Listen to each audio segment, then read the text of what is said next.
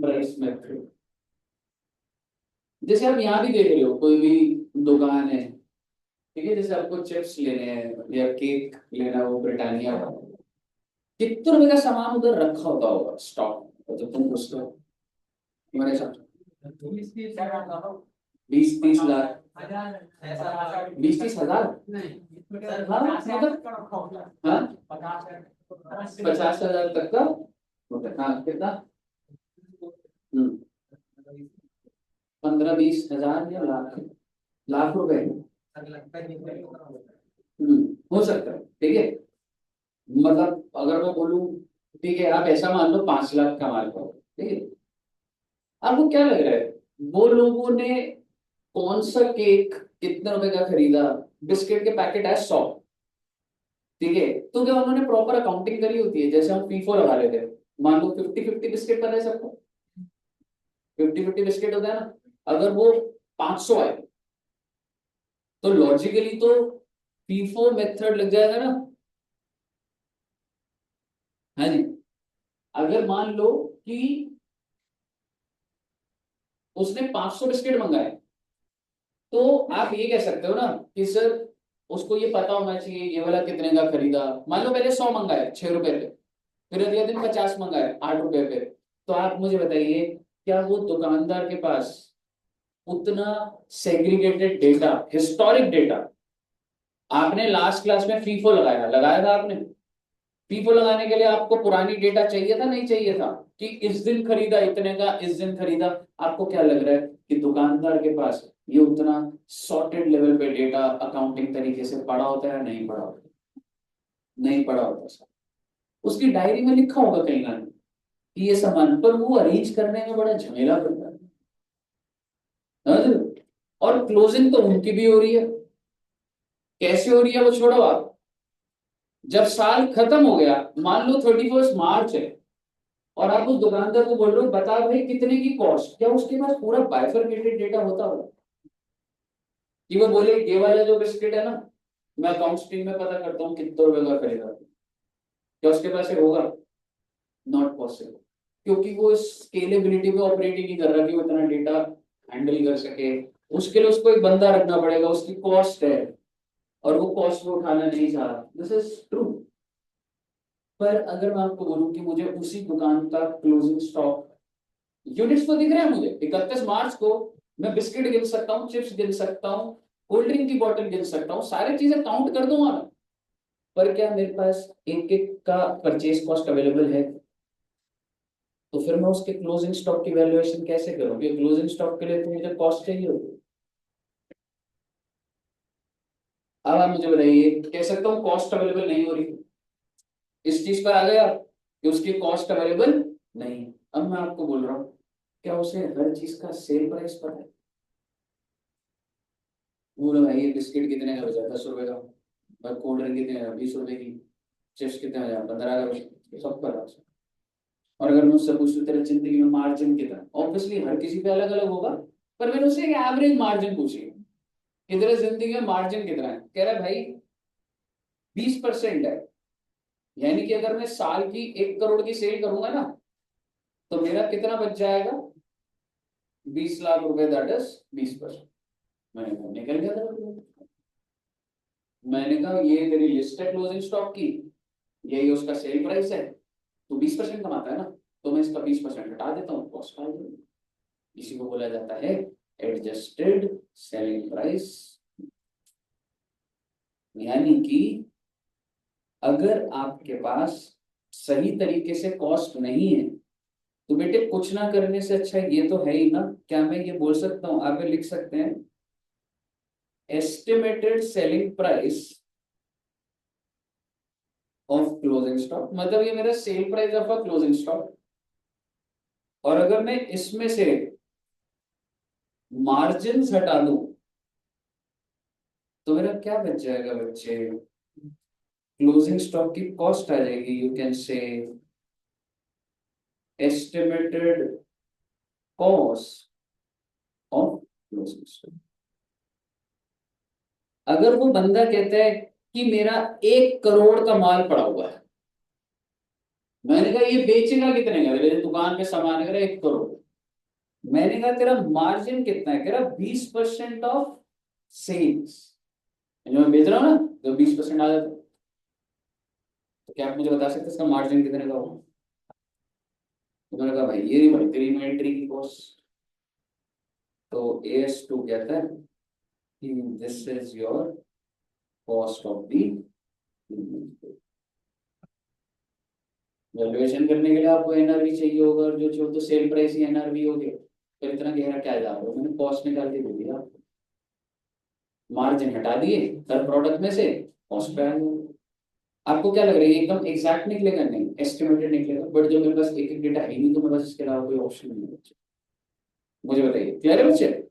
अब हम इसी सोच से क्वेश्चन को लेंगे, ये नोट कर लिया बच्चों ने? आइए, अब आपकी स्क्रीन पे क्वेश्चन आएगा ना, अब हम पढ़ेंगे। MS, X, Y and Z are in a retail business.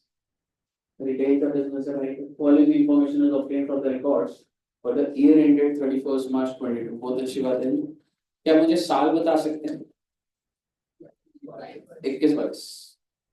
Goods received from suppliers, मतलब आपने पूरे साल में गुड्स रिसीव करे कितने रुपए के करे बच्चे?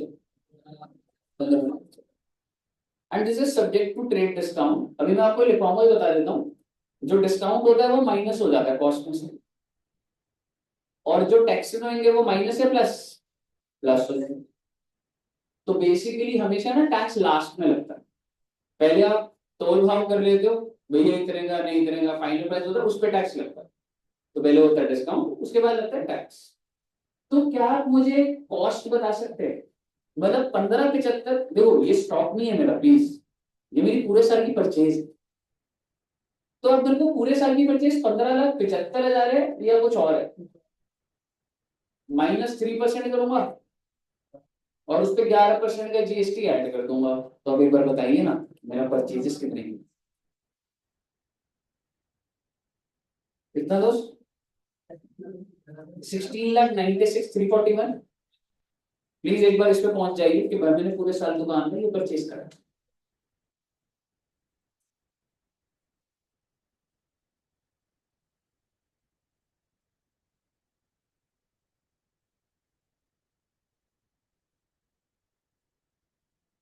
आ गया? सब बच्चों की ये वैल्यू आ गई, 16,96,341। सब बच्चों की आ गई वैसे वैल्यू। सर क्या निकाल रहे हो आप इससे? बेटे कुछ नहीं निकाल रहा, धंधे को आप आराम से एग्जाम्पल को समझोगे अपने आप निकल के आ जाएगा पॉइंट।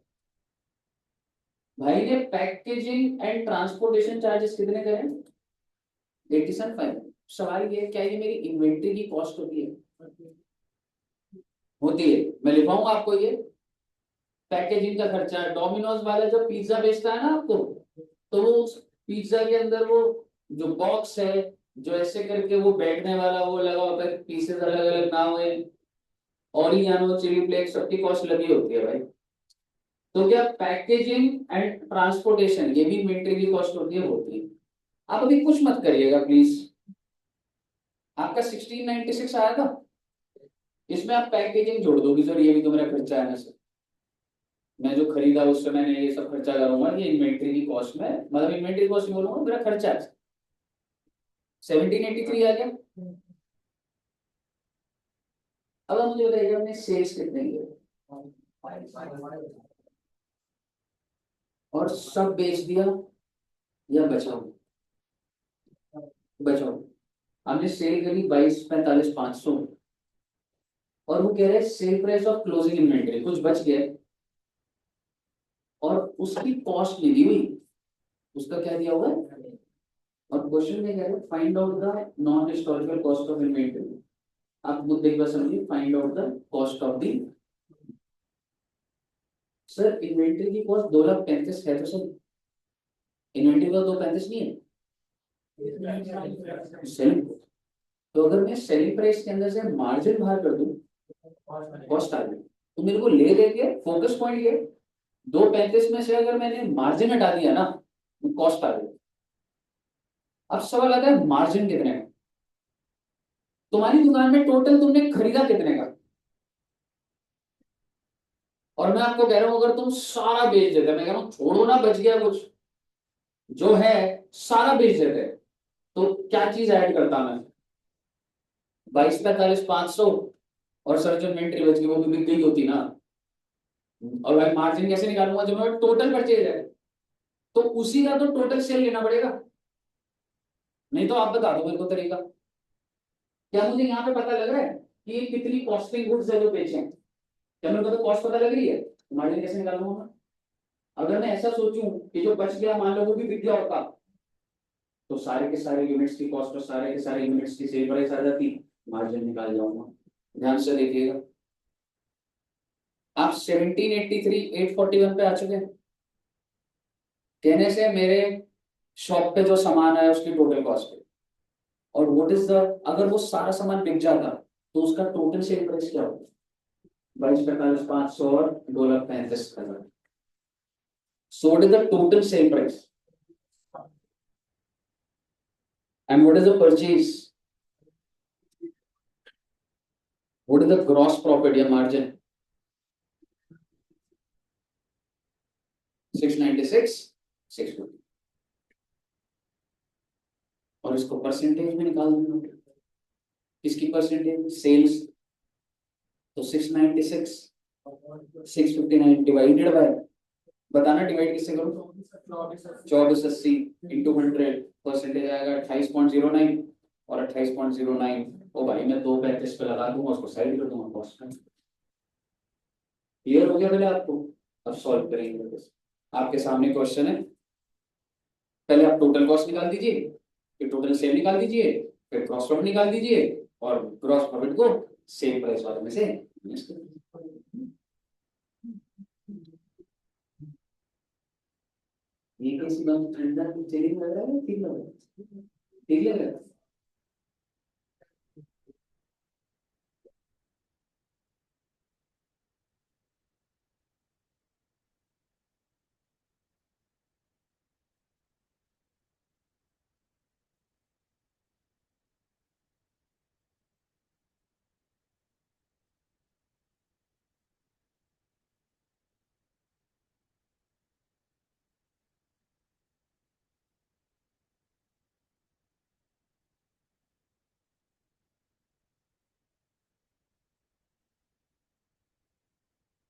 फटाफट निकालना बच्चे।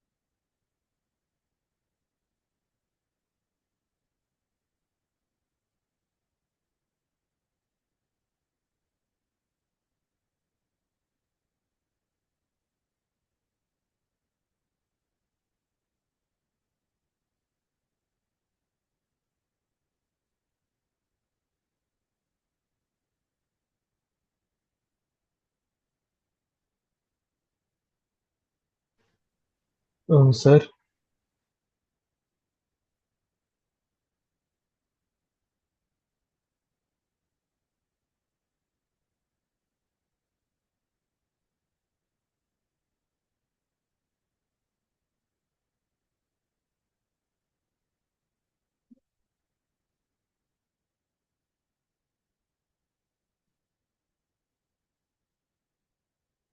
बढ़िया बच्चे, निकल गए क्या? ध्यान से करना, क्योंकि ना आपने वो जो परसेंटेज निकाला है, हाँ जी, ग्रॉस प्रॉफिट वाला, देख दे ग्रॉस प्रॉफिट का क्या है दोस्त, तेरा ग्रॉस टोटल सेल्स पकड़ ली मैंने 22, 45, 500, और जो मेरी इन्वेंट्री है जो बच गई है उसका भी सेल प्राइस पकड़ लिया, क्योंकि मैंने मान लिया अगर मैं सारा बेचता हूँ तो 24, 85, 100, और उसको मैं टोटल परचेज से कंपेयर कर दिया तो 6,96,659 आया। ठीक है, और मेरे एक सवाल है बच्चों, मैंने gross profit divided by cost क्यों नहीं करा, सेल्स क्यों करा? क्योंकि मेरे पास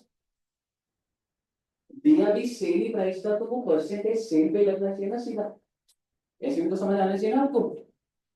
एक बात बताओ, कोई बच्चे का मन करे जल्दबाजी में क्या हो जाए, 696, 659 डिवाइडेड बाय कॉस्ट, तो वो परसेंटेज तो ऑन कॉस्ट आ गई ना, समझ रहे हो? मान लो अगर वो आती 20%, तो वो 20% क्या बोलता मैं कि मेरा मार्जिन क्या है, 20% ऑन कॉस्ट, पर क्या फायदा उसका भाई, मेरे को तो निकालना है, मेरे पास तो सेल प्राइस है ना इन्वेंट्री का, तो मेरे को तो जो परसेंट है वो सेल्स के एंगल से चाहिए ना।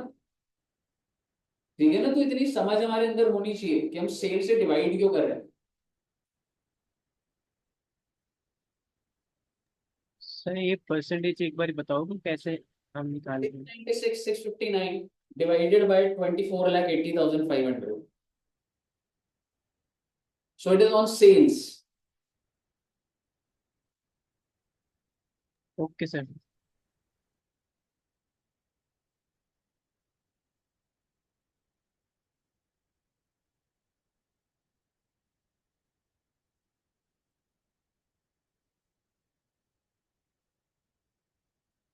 सर हमारे सारे मॉड्यूल सेम ही है ना, कुछ भी छोटा मोटा चेंज तो नहीं आया ना?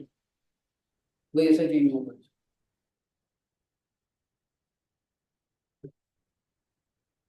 हाँ जी, हो गया, निकल गया सारा। आगे वाली इलस्ट्रेशन पे चल सकते हैं।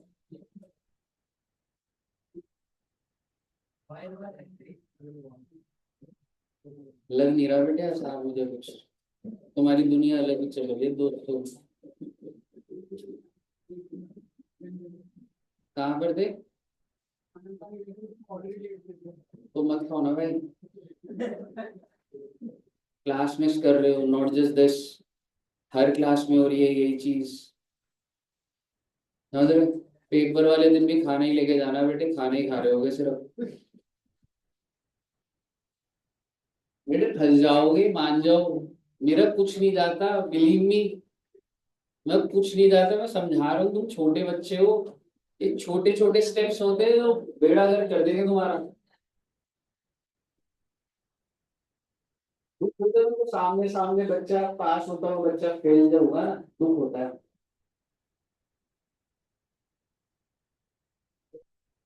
कोई ऐसा नहीं करा दिया मैंने जो 10 मिनट में आप ले लेते तो पास हो जाते, बट उससे एटीट्यूड पता लगता है, डिसिप्लिन फैक्टर बता देता।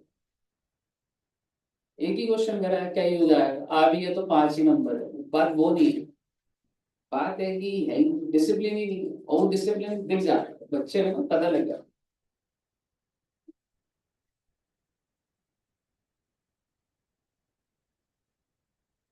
कोर्सेज में कोई समझाने वाला नहीं मिलेगा बेटे, ठीक है ना, वो समझा रहे ना, जो समझो, हम एक्सपीरियंस से बोल रहे हो बच्चे। है, हो गया सब बच्चों का? Illustration number 7, from the following information, ये वाला मैं आपको हिंट दूंगा, इसको सॉल्व करना बच्चे। From the following information calculate the cost of closing inventory using adjusted selling price. Adjusted ना आ जाता है कई बार, या तो ऊपर वाला क्वेश्चन आ जाएगा, ये वाला आएगा 5 नंबर का, समझ रहे हो? तो आज जो मैं करा रहा हूँ ना, अगर वो आ जाए तो बहुत ही बढ़िया, क्योंकि वो आसान कैटेगरी है, अगली क्लास बहुत ही जाएगा, सबसे टेक्निकल क्लास होगी, मतलब थोड़ा अजीब सा कॉन्सेप्ट है। हाँ, ये वाला नहीं आया था, वो वाला आया, पर इसका मतलब ये नहीं है कि अगली क्लास इंपॉर्टेंट नहीं है, मतलब वो ना ज्यादा आता है, स्टॉक टेकिंग वाला ज्यादा आता है, 3 में से 2 टाइम आता है। हाँ मतलब, और वो लैंग्वेज ग्लिच बहुत है उन क्वेश्चन में, वो अच्छे क्वेश्चन नहीं बने, तो वो प्रॉब्लम आ जाती है। एनीवेज, तो हमें इसमें क्या निकालना है बच्चे, हमें कॉस्ट निकालनी है इन्वेंट्री की। कौन से मेथड से? सेल्स ड्यूरिंग द ईयर, पूरे साल की सेल कितनी है। और मैं आपको दोबारा से हिंट दे देता हूं, आखिरी लाइन पढ़ो, जो इन्वेंट्री अभी भी बची हुई है, अगर ये सारी बिक गई होती तो कितने की सेल कर लेते आप? 2.5 लाख से ऊपर थोड़ा सा छलांग मार सकते हो। And what is your cost? So can't you figure out the margin? अगर मेरी टोटल कॉस्ट 2 लाख है और बेच के सब बेच भी दूंगा तो 2.5 बेच पाऊंगा, मार्जिन कितने का होगा? 50,000। On what base? On sales, exactly, on 2.5 lakh. तो 50,000 डिवाइडेड बाय 2.5 लाख कितना आ जाएगा? 20%। मतलब 50,000 डिवाइडेड बाय 2.5 लाख करेगा ना, तो 20% आ गया। 20% ऑन सेल्स, इन्वेंट्री किस पे दे रखी है? सेल पे। इसका 20% काट दे दूं 50,000 में, 10,000 इन्वेंट्री की कॉस्ट काट 40,000। बना लो आराम से,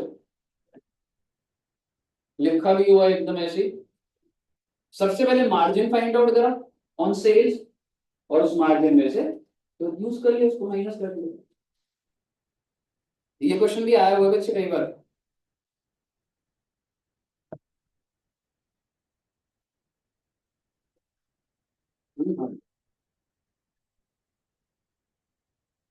आगे समझ आ गई?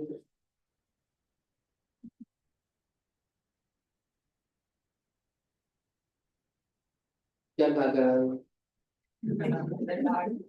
हाँ? डांट? चाट? डांट का तो भूल भी गए हो, चाट कैसा रहा हो? फिर? हाँ?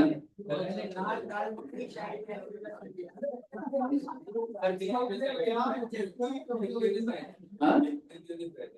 कहाँ गए थे? दिल्ली 19? अच्छा,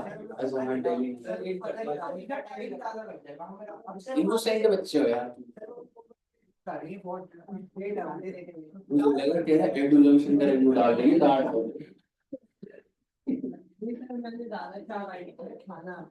सारा एडी से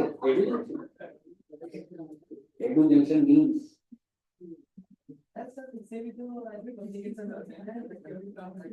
दिन का टाइम अच्छी बात है। हो गया? नहीं यार, पढ़ लो यार, आप छोटे बच्चे हो, समझो। जो बच्चे पास हो सकते हैं ना, उनको टाइट करके वो तो है ही, नेचर ही है, तो डांटे ना, पढ़ता नहीं। हो गया ये वाला? ठीक है बच्चे, चलिए प्लीज सभी बच्चों को सॉल्व खुद कर रहे हैं बच्चे। सत्यदेव दिया हो गया? नहीं हुआ? तो फिर क्या इलेक्शन की बातें चल रही है?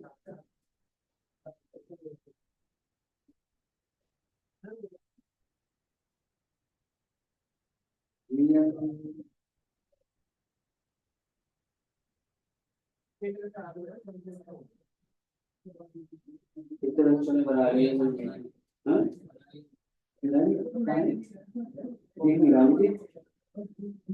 चश्मा तो आगे कितना थोड़ा सा तो बनाया है। अब तेरे पास जो क्लोजिंग स्टॉक जो है वो सेल प्राइस पर है, तेरे को उसको कॉस्ट पे लाना है। तो सेल प्राइस में से अगर मार्जिन डाल के कॉस्ट पे आएगा, तो ये सेल प्राइस 50 एंड मार्जिन है आई थिंक 20%। इधर मार्जिन है ना 50,000, इसका एलिवेशन बनाना सेल्स से 50 डिवाइडेड बाय 2.5 लाख, 20%, 50,000 का माइनस करना कॉस्ट पे आएगा। हाँ, और 20% कैसे आया? तेरा ये 50 प्रॉफिट है, और सेल्स अगर तू सारा बेच देता दुकान का तो 2.5 लाख ना, तो 20% मार्जिन हुआ ना, 20% ऑन सेल्स। तो वही 20% ऑन सेल्स को इन्वेंट्री जो सेल प्राइस पर सारा पूरा 12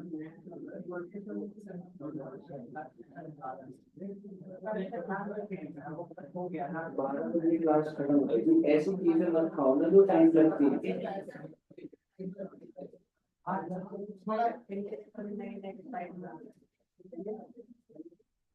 इसके आगे भी तो करने मेरे भाई, ग्रॉस मार्जिन निकला,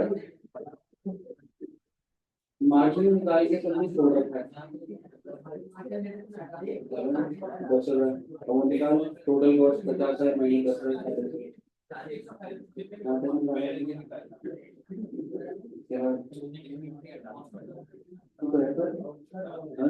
प्रैक्टिस करोगे कि अभी कंट्रोल होगी चीजें, घर के लिए क्यों छोड़ोगे हर चीज। जो क्वेश्चन इधर क्लास में कंप्लीट हो सकते हैं वो तो कंप्लीट ही कर दो ना। आई एक और पैटर्न का क्वेश्चन दिखा रहा हूँ बच्चे, आपको ले लेके अब समझ आ गया कि सर इन्वेंट्री में हम क्या कर रहे हैं, साल के आखिरी दिन की क्या निकाल रहा हूँ मैं, कॉस्टिंग। अगर ये दो एग्जाम्पल हमने देखे तो मैं कॉस्टिंग को निकाल रहा था इन्वेंट्री की, तो एक नया पैटर्न है, आइए उसको पढ़ते हैं एक बार। From the following particulars ascertain the value of inventory on 31st March 2022। तो ये मैं थोड़ा अपने तरीके से एक बार बताऊंगा, बट आप मुझे बताइए मुझे इन्वेंट्री की वैल्यू कौन से दिन की निकालनी है। 31st March 2022। क्या मुझे बता सकते हैं 1 अप्रैल को कितने की है। 142,500। तो आप अभी ना कुछ नोट मत करना, आराम से एक बार देखिए।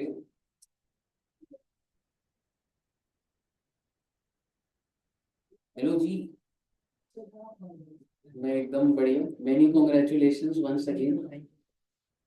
तो पूरा ले लो, क्या कर रही है सब टीचर्स हेल्थ कॉन्शियस हो गए हैं। तबीयत खराब चल रही है, very good and very happy for you CA finalist, very good. अभी नीचे है चला एक चलो ठीक है, आप जाओ। वो पता है क्या करूँगा, आ रहा हूँ।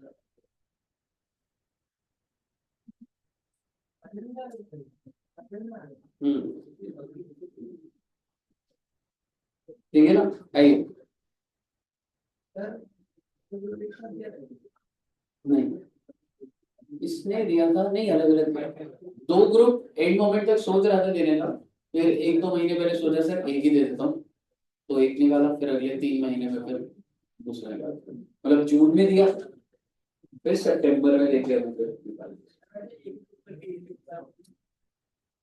यार देख, इजी होना और आपका एम्बिशन क्या है, दोनों में अपनी अपनी कैलकुलेशन है। आज के टाइम पे अगर डिसिप्लिन में पढ़ते हो, दो करता है बच्चा, दो निकल भी रहे, पर वो जर्नी कैसी जाती है उस पर मैटर करता है। अगर सही रही है तुम्हारी पूरी जर्नी, क्लासेस लिया आपने पहले 4 महीने 5 महीने, और अगर सही चलेगी क्लासेस तो सही रहता है, पढ़ रहे हो, घर बैठ के पढ़ रहे हो, टेस्ट दे रहे हो तो सही, कोई दिक्कत नहीं है, दोनों को बच्चे हैंडल कर रहे हैं। बहुत बच्चे दे रहे हैं, पर इस बार तो फायदा ये भी मिल गया ना, जनवरी पेपर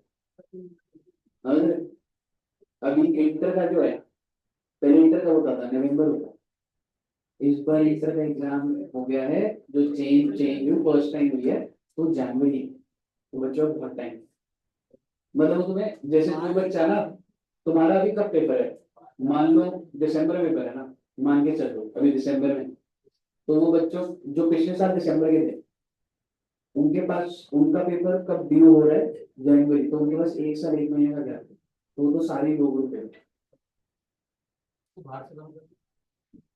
हाँ कर लो।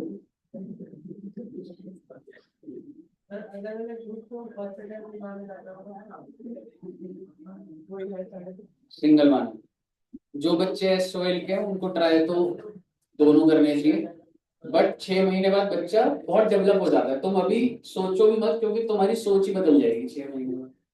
अभी जो तुम सोच लो, तुम उस सिचुएशन में ही नहीं हो, जब तुम उस सिचुएशन में आ जाओगे, जब इतना सारा कोर्स देख लोगे, अपनी प्रिपरेशन देख लोगे, तब ये बात कही जाती है, अभी एनालिसिस कुछ नहीं हो सकता है तुम्हारे।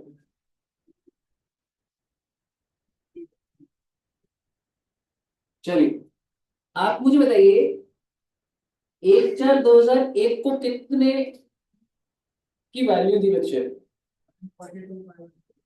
अभी ना लिखना मत प्लीज, 142,500। बहुत अच्छी बात है सर। परचेजेस कितने की थी? 762 500। तो मैं क्या कर रहा हूँ, ओपनिंग के अंदर परचेजेस को ऐड कर रहा हूँ, मैं टोटल स्टॉक आ जाएगा ना, अगर कुछ भी ना बिका तो ऐड ही तो करना होता है। तो मैं ऐड कर रहा हूँ बच्चे, और मैंने क्या ऐड कर दिया परचेजेस में, कितना था 762 500।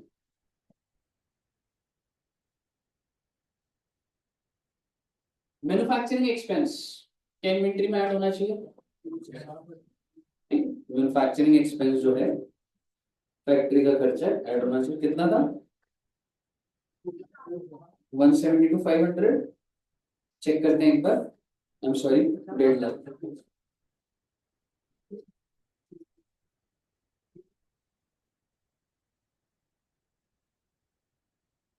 1,50,000।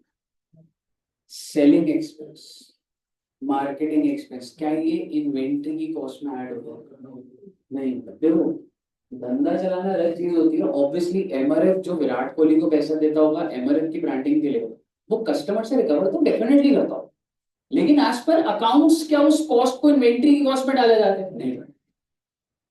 आप समझ रहे हो, हम तो अकाउंट्स के हिसाब से निकाल रहे हैं ना, और अकाउंट्स के अंदर आईसीएआई बताएगा क्या चीज इन्वेंट्री की कॉस्ट है, और वो ये बोलता है कि सेलिंग कॉस्ट इन्वेंट्री की कॉस्ट में नहीं लूंगा, तो मैं सेलिंग एक्सपेंस को नहीं लूंगा, तो मैं भी लिख भी नहीं रहा। अगले पॉइंट पर आते हैं, एडमिनिस्ट्रेटिव एक्सपेंस नहीं लिख। हेड ऑफिस के अंदर एचआर की टीम की सैलरी दी जा रही है, फाइनेंस की दी जा रही है, नहीं जोड़ेगा। अगला क्या है जी, फाइनेंशियल चार्जेस लूंगा, नहीं लूंगा। ये सारी बातें मैं आपको लिखवाऊंगा भी सही, exclusion from the cost of inventory. पर अभी के लिए ना तो मैंने सेलिंग लिया, ना ही एडमिनिस्ट्रेटिव लिया, और ना ही मैंने फाइनेंशियल। और मेरी सेल्स कितनी की है बच्चों? 12,45,000। और सर नीचे एक बड़ा कुछ लिखा हुआ है, आइए वो पढ़ते हैं। बस मेरा आपसे छोटा सा सवाल है, जो सेल्स है 1245, क्या ये सारी इन्वेंट्री बिक गई है मेरी? कुछ ऐसा पता लग रहा है कितने कॉस्टिंग गुड्स बिके हैं? कुछ है नहीं बताइए, ठीक है? तो ऐसे कोई क्लैरिटी नहीं आ रही है अभी क्वेश्चन के, वही है ओपनिंग का परचेज करा, भेज दिया। आइए, eight the time of valuing inventory on 31 मार्च 21, मेरा आपसे सवाल है 31 मार्च 21 ओपनिंग हुआ या क्लोजिंग हुआ बच्चे? ओपनिंग, यानी कि वो जो ओपनिंग के ऊपर दे रखा था, a sum of 17,500 was written off on a particular item which was purchased for 50,000। आपने कोई चीज 50,000 की परचेज करी थी, उसमें से कितना राइट ऑफ कर दिया? अभी भी इसका मतलब उस इन्वेंट्री की कॉस्ट में कितना घुसा हुआ है? 25,000। सर ये सब बातें क्यों कर रहे हो, छोड़ो ना बेटे आप अभी। 142,500 में से मैं कह रहा हूं कुछ एबनॉर्मल आइटम है। एबनॉर्मल मतलब जिसके साथ कुछ अलग सा चल रहा है, वो कितने की है इसके अंदर? 1,42,500 के अंदर कितना आया था? और जो नॉर्मल वैल्यू कितनी है? 1,00,000 कितना आएगा? सॉरी 1,10,000। इसको मैं बोल रहा हूं नॉर्मल, और इसको मैं बोल रहा हूं, मैंने बेसिकली अपनी इन्वेंटरी को बाइफरकेट कर दिया बस। अब आपकी सोच क्या कहती है, इस परचेज को कहाँ लिखूं मैं, एबनॉर्मल वाले में नॉर्मल में? कुछ नहीं बोला हुआ, मैं आपको क्वेश्चन का श्योरिटी दे रहा हूँ कि कुछ नहीं दिया हुआ। तो ये परचेज भी मैं किधर ही घुसा दूंगा 762, मैन्युफैक्चरिंग एक्सपेंस भी कहाँ घुसा दूंगा, ठीक है साहब? आगे पढ़ते क्वेश्चन बोल क्या है, दोबारा से पढ़ेंगे। At the time of valuing the inventory at the beginning of the year 17,500 was written off which was originally purchase for 50,000, तो 32,500 था, मैंने उसको डिवाइड बाइफरकेट कर दिया, was sold during the year for 45। ये जो इन्वेंट्री जो अजीब सी है, क्या ये आज भी तुम्हारी इन्वेंट्री है या ये बिक गई? तो मेरे क्लोजिंग में ये है ही नहीं। तो इसका मतलब ये जो 32,500 वाली है, क्या मैं कह सकता हूं इसका सेल हो चुका है, इट हैज बीन सोल्ड, बोल सकता हूं? What the sale price. मेरे को कोई शौक नहीं है प्रॉफिट निकालने का, मेरे को इन्वेंट्री की कॉस्ट निकालनी है।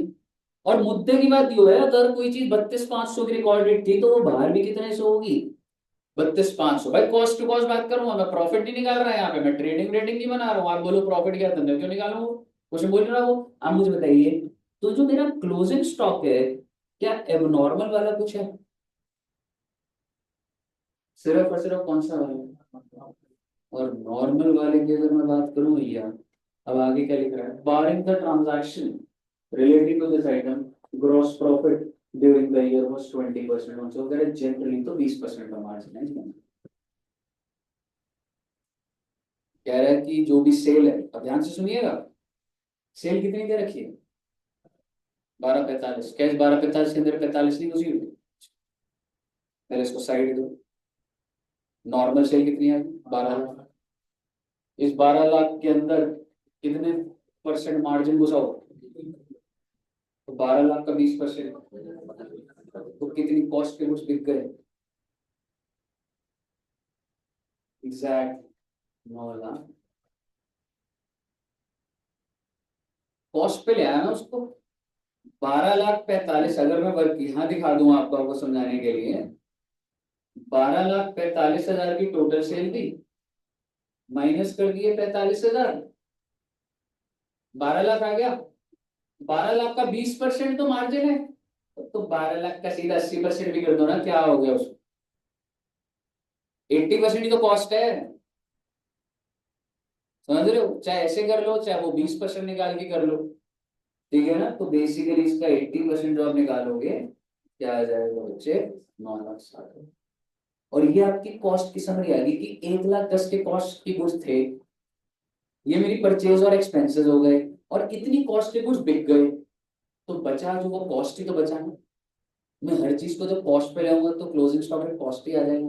कितना आ रहा है बच्चे? कितना आ गया बताइए,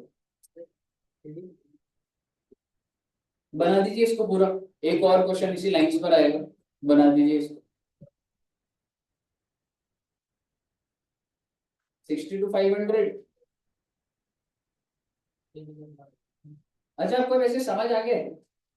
इसके लिए स्पेस छोड़ देना, मैं आपको एक क्वेश्चन दे रहा हूँ, फिर मैं आ जाऊंगा 5 मिनट में, एकदम सेम पैटर्न पे, ठीक है। और उसके बाद बस हमारा वो लास्ट मेथड ही बचेगा। स्क्रीन पे क्वेश्चन है, सॉल्व करना बच्चे इसको। प्रैक्टिकल क्वेश्चन नंबर 2, एकदम सेम पैटर्न पर है, आप उसी तरीके से रीड करके एनालाइज करके इस कॉन्सेप्ट को ब्रेक करेंगे।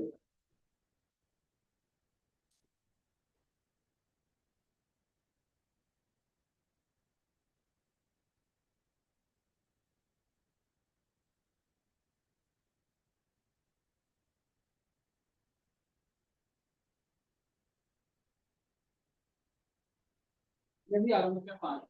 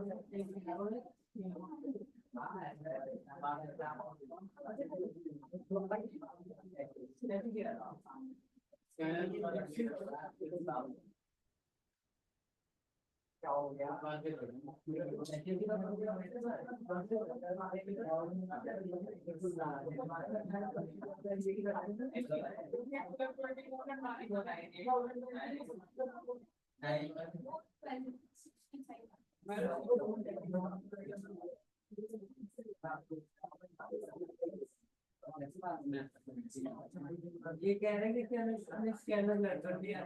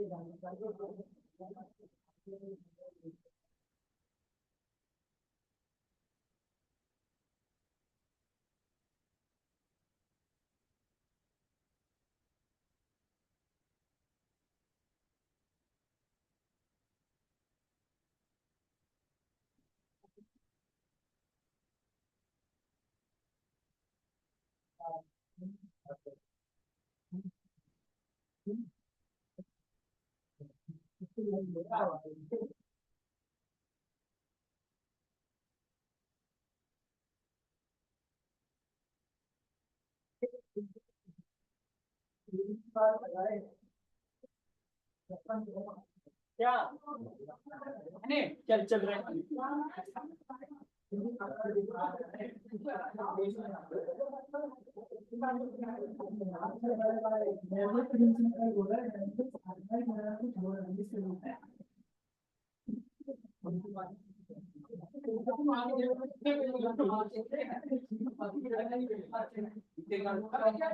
मैं बाहर नहीं जाऊंगी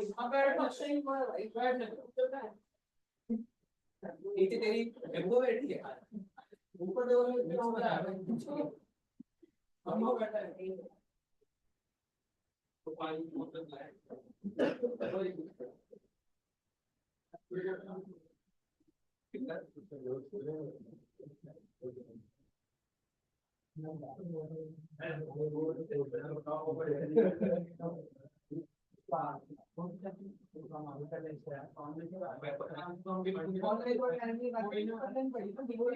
देख देख क्या है ना मतलब तो दिमाग की बात देख देख मैं समझ के आएगा ना मैं देख के छोड़ आएगा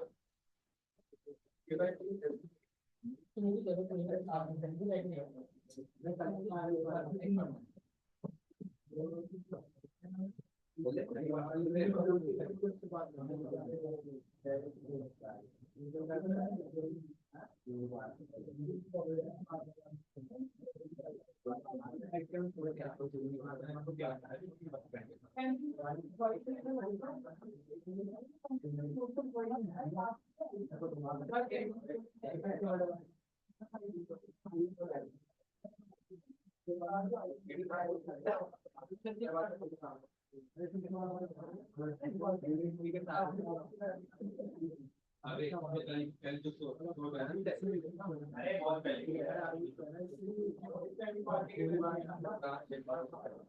अरे बहुत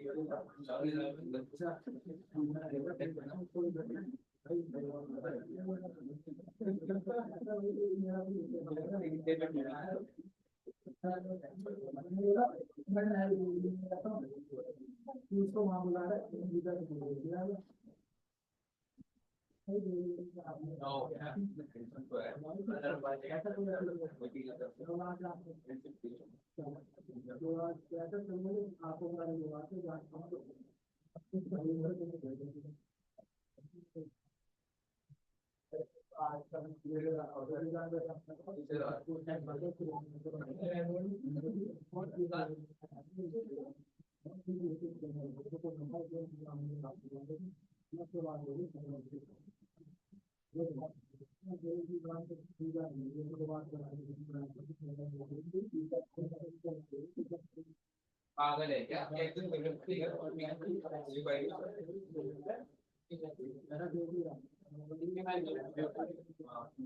नॉर्मल चोरी ज्यादा है मेरे हिसाब से चोरी वो ये बात है कि ये बात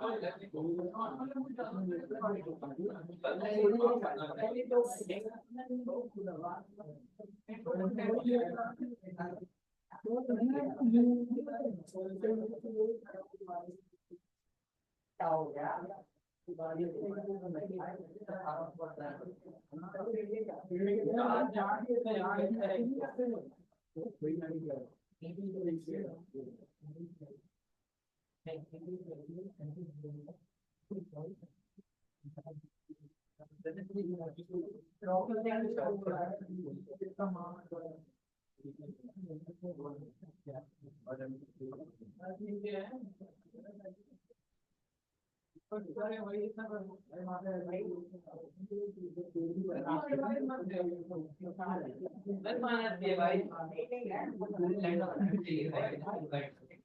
जेन्युइन बात तो नहीं कोई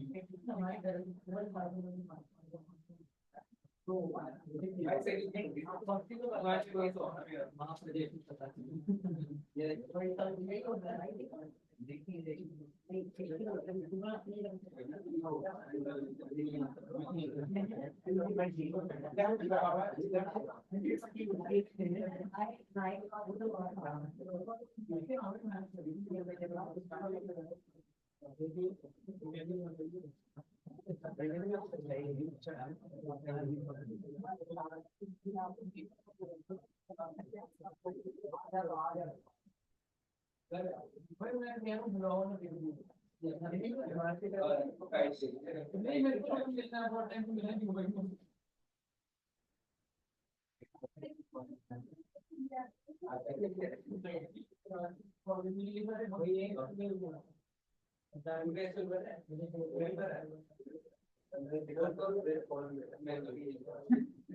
मैंने एक्सपीरियंस ना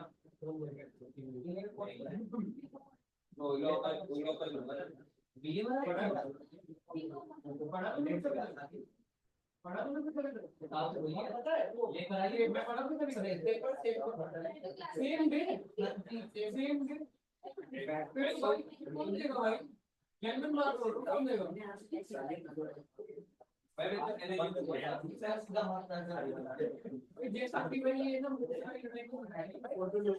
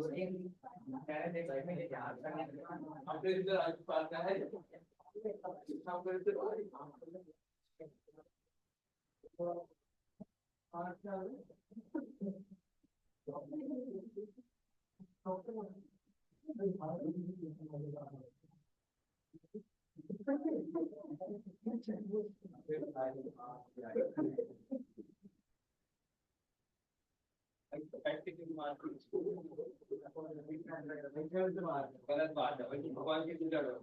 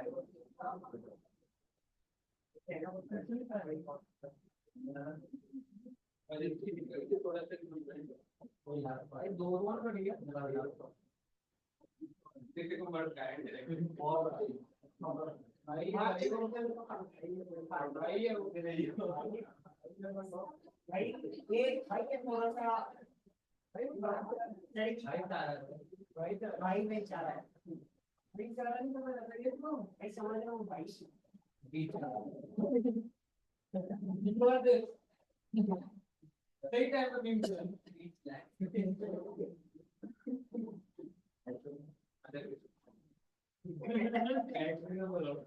भाई तुम लोग याद क्यों कर रहे हो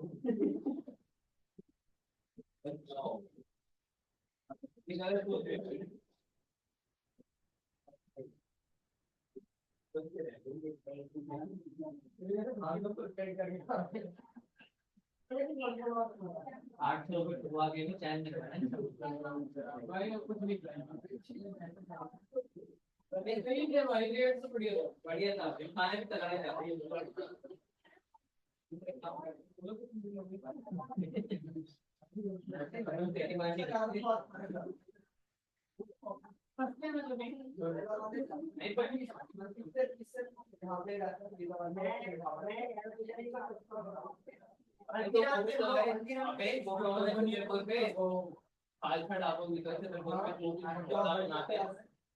और हमें चलना कहीं हल्दीराम के जंतु के वो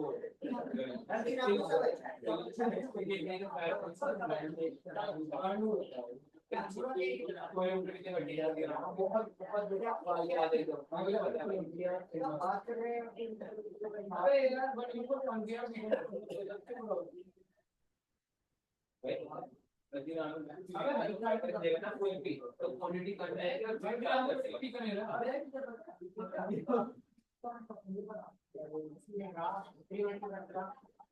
अबे चलना भाई कहने को होते हैं कल लेवल मीटिंग और देना तू आगे भी ऐसे नहीं है कितनी वाली के दो बार हम तो कौन कौन ले लेंगे तो कोई हम तो मेरे साथ तू ही है आप अच्छा आप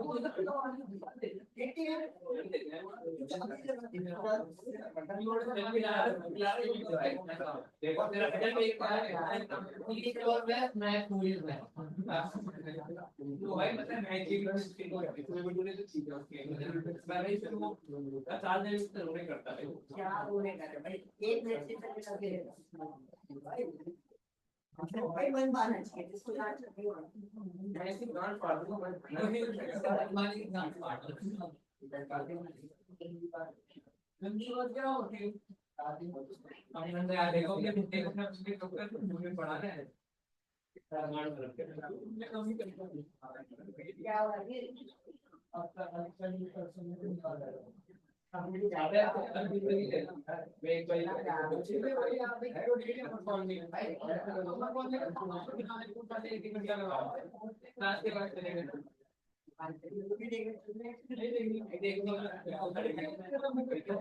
एक बार उसके बाद भाई हिंदी में अच्छी देने अरे भाई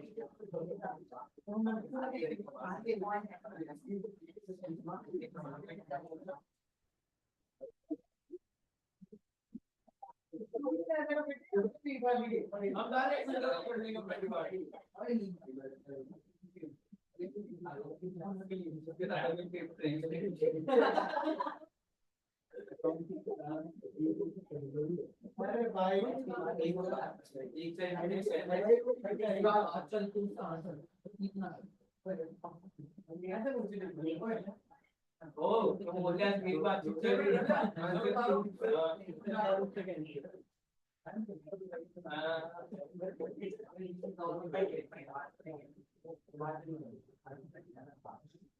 हम कॉल मार अरे हमारे देश के लिए कौन डिलीट कर दिया बस इसमें डिलीट कर राइट ये बात तो बंद कर दे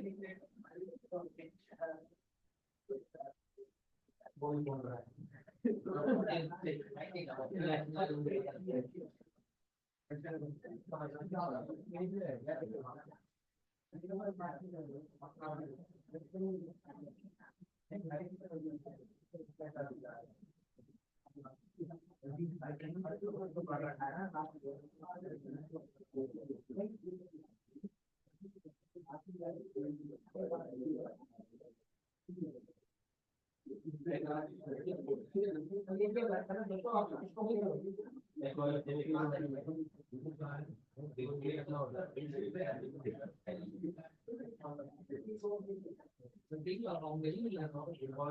हाँ ये तो है भाई जिसका कौन सी कर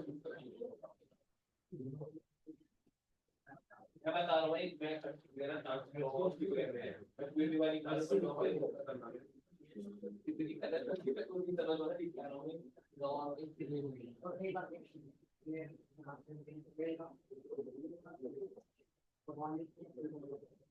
भगवान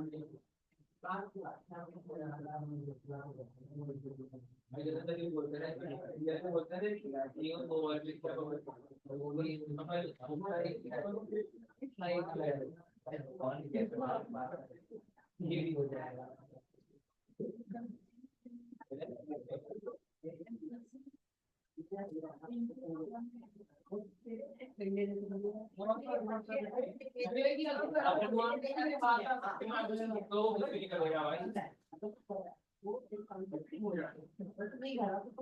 भाई ये ऐसे पता है पहले भी मीटिंग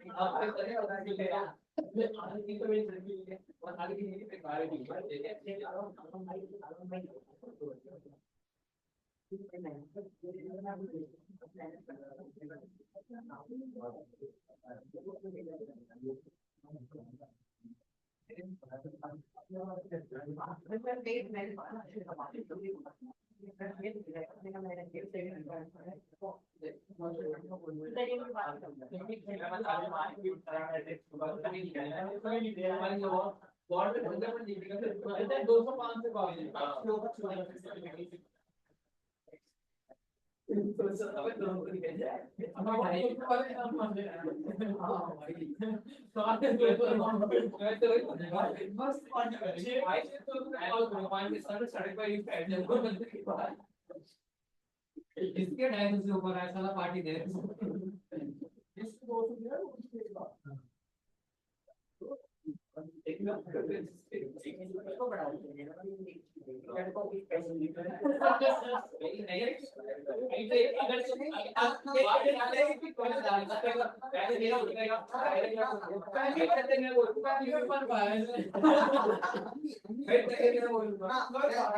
आप तो घूमने नहीं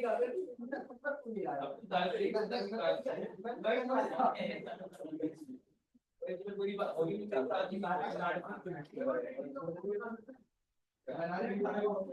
वो आपने लिखा होता है ट्रांसक्रिप्शन में लिखा होता है कि पार्टनर्स के नाम होगा उसके लिखा है हम और नहीं कहते हैं फुल ब्रेक जो कि मैंने तो पहले तो बनाएंगे रिलेशन तो मुझे बनाना है कल से इसके ऊपर ही नाम नहीं बनाना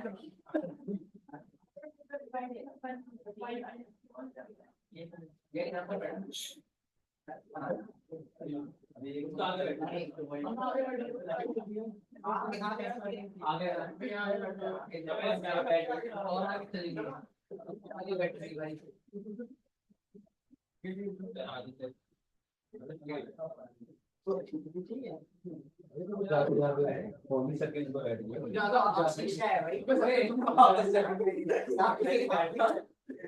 तो गाड़ी खिलाएगा आगे बैठो आ जाएगा पुलिस से बैग रखा बैठे तो है भाई मतलब वहां जाके बैठे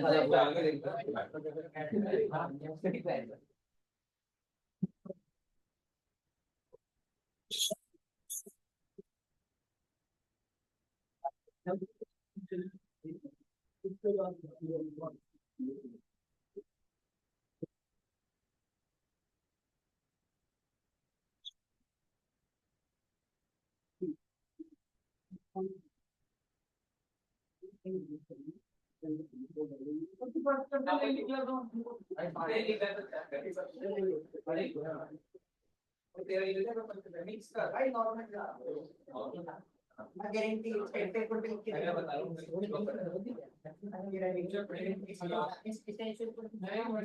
बाकी वो इसका भी मैं कुछ दिया मार रहा है किसी को मैं बता रहा हूं भाई नॉर्मल वाला खत्म है नॉर्मल कैसे खत्म होगा देखिए अभी रात क्यों बता सकता हूं भाई क्या हो गया लिख के भाई समझ पाना चाहिए समझ बात है वो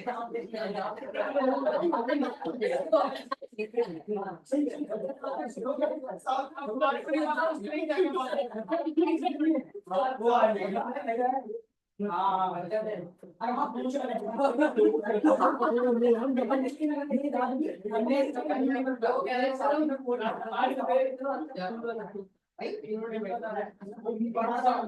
हाँ अरे भाई तू क्या मेरा मैं भालो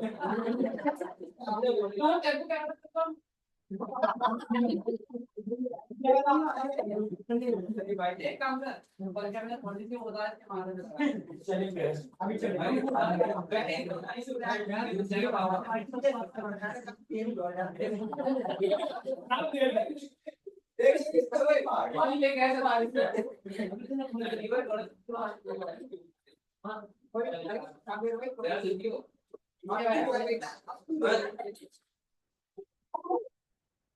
भाई भाई आप आपको देख भाई भाई वीडियो भाई बेटा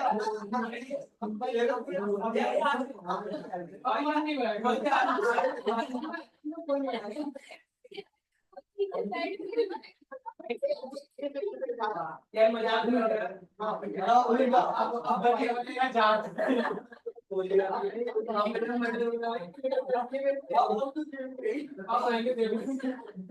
जा मजाक क्या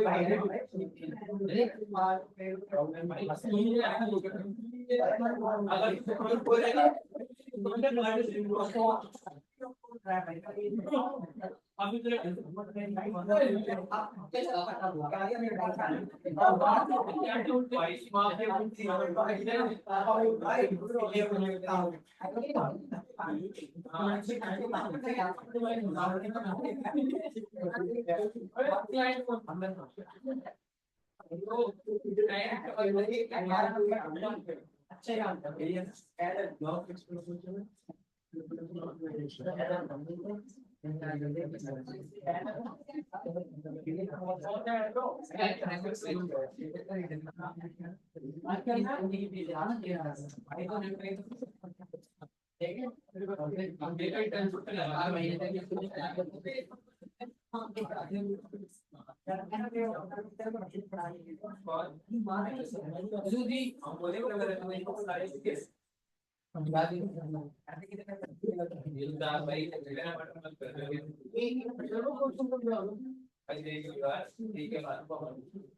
भाई